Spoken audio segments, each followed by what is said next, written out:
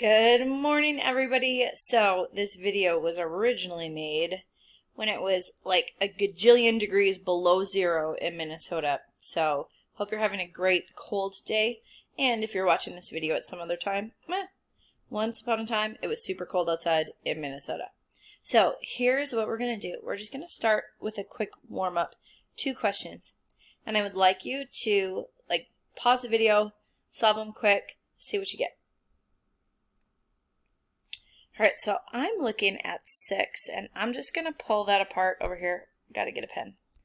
And I know that the way to make 6 is 1 and 6 and 2 and 3. The problem is both of those make 5, and so this is one of those problems that I see a lot of people get wrong. So I'm going to pull this apart and see how there's a negative sign right there? So that means 1 has to be positive, 1 has to be negative. So if that's the case and I want to get -5, which one does it have to be? Yeah, in this case, let's see, it's going to be 1 and 6, but the 6 has to be negative. Usually I put the signs in second. And the 1 has to be positive. But this one right here, something different is going to happen because they still need to multiply to -6, which means 1 is positive and 1 is negative, except for this time they have to be 1 apart. So what is it? Yeah, it's going to be +3, -2, so that when I add them together, they give me the 1x. So that's what we've been doing for the last couple of days. So a quick little funny, as we learned today, we're going to factor trinomials when that front number a is greater than 1. But quick math problem for you. Billy has 32 pieces of bacon. He eats 28. What does he have now? Happiness. Billy has happiness on a cold winter day. So we have been, last week we went through and we did a problem like this. We made a box out of it and we came up with, when we multiplied it together, we got something x squared, we got a number, but then in the middle we got a 3x. This week we're going to do the opposite. So we're going to pull the trinomial apart into 2 binomials. So here is a quick little problem for you. And you might be like, hey, I see a little picture in the problem that you drew, Beaver. And the answer is, yes, you do. So what are some steps to look through on this problem? Well, right over here on the left side, I've got some steps. So what you should be doing right now, if you have not, grab a piece of paper and a writing utensil. You can pause the video, go get a piece of paper and a pencil, and then write down this problem. 4x squared plus 26x plus 30. Okay, so I'm going to go through and I'm going to find the a, b, and c. What are the a, b, and c, you may ask? Well, the a is 4, the b is 26, and the c is 30.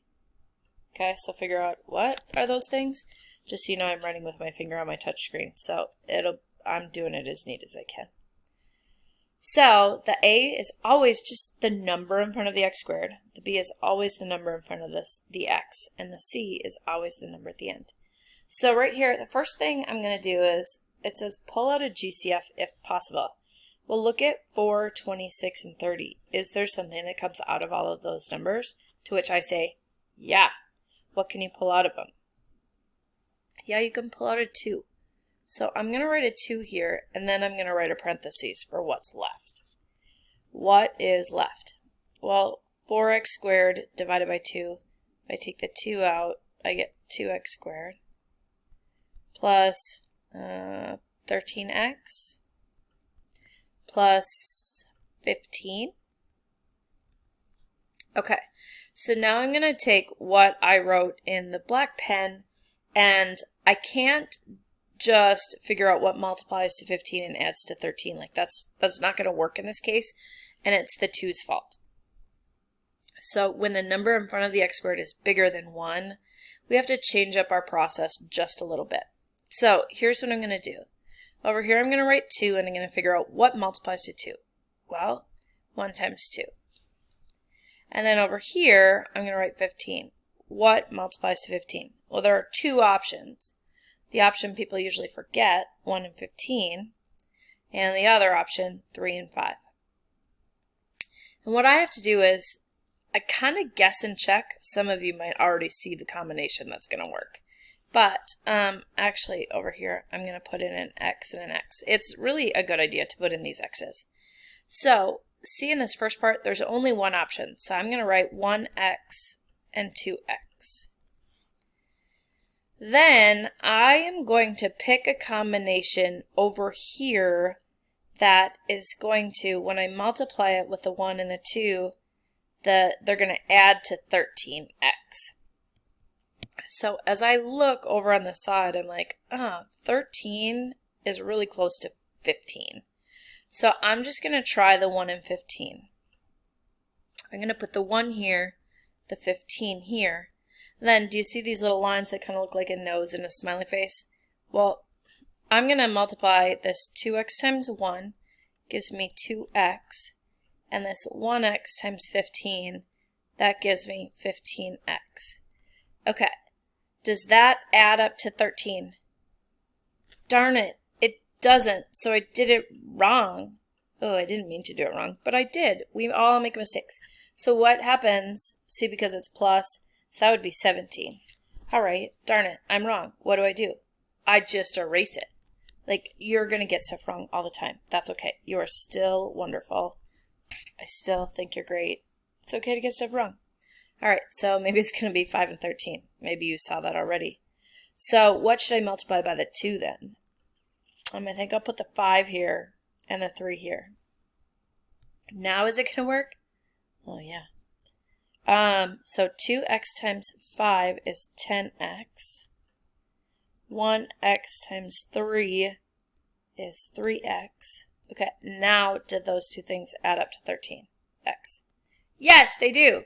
Okay, so this is just all of the work trying to get us here. If you're like, holy cow, this is complicated. It is the first couple of times, but you'll be fine. I promise. Okay, so what am I going to do? Now I'm going to take my first x and my first number. So I've got 1x and 5. Then I'm going to take my second x and my second number, 2x and 3. And I'm going to add them because everything up here is add. So today we're just going to do all adding. And there is my solution. I could multiply that back together and see that it does give me this. Oh, I forgot something. What did I forget? Yeah, that 2 up front. Okay, let's try another one. All right, here we go. A, B, and C. A is 10, B is 9, C is 2. Okay, is there anything that comes out of 10, 9, and 2? No. So, pulled up my GCF. I don't even have one. Okay, so 10x squared. What multiplies to 10x squared? 1x and 10x, 2x and 5x. If I'm going too fast, you can pause. Don't forget that. Oh, and 2, that's really nice. Only 1 and 2. Okay. Because I know it has to be 1 and 2, I'm going to just write these in first. So if there's one that you know there's only one option, you write that one in. All right. Now I've got to get 9 in the middle. So should I pick 1 and 10? Nope, that's not going to work for sure. So I think it's 2 and 5. So I have to figure out which thing multiplies with which thing. I think the 2x needs to multiply by the 2. 5x needs to multiply by the 1. Let's check. 5x times 1 gives me 5x. 2x times 2 gives me 4x. Okay, add them up. Does that give me 9? Woohoo! It does, so I did it right the first time. Okay, so I'm going to put up my parentheses. 2x and 1, so first x, first number. And second x, second number. 5x and 2. Plus and plus, plus and plus. Okay, if I were to multiply these two, if I were like to foil them back together or put them in a box and put them back together, I would get 10x squared plus 9x plus 2. Right, one last one. I would like you to push pause and see if you can do it by yourself. If you can't, that's fine. But if you can, just try it. All right, my A is 3, my B is 5, C is 2. This is actually really nice because there's only one option for each. 1x and 3x, and 2 is just 1 and 2. What order? I'm going to start with 1x and 3x. I've got to get 5 in the middle. So, because it's plus and plus, 3x and 1 and 2. Is that going to work? I think so. Let's check. 3x times 1 is 3x. 1x times 2 is 2x. Does that give me 5? Yes! Okay, but now I've got to write it into my trinomial, or my binomial times binomial. So this part, all the stuff that I'm doing with that smiley face, is just the work. That's not my final solution. My final solution always comes from right here. So 1x and 1. I'm just going to write x and 1. And 3x and 2. 3x and 2. So that's plus 1 plus. And I know it's plus and plus because I did that on purpose so we didn't have to worry about signs today. So on your scale, here's kind of where we're at. 1 would be you can pull out the GCF. And then 2, you can factor these if they're all pluses. That's as far as we're going today. When we come back to school tomorrow, hopefully you'll have done this because we're going to add some negative values in there tomorrow. And then a 4 would be you could do any trinomial if there's GCFs, if there's positives, negatives, big numbers, whatever. So if you need to watch this again, that's totally cool. Take your time. You have a few problems to do, and have a great, great cold day.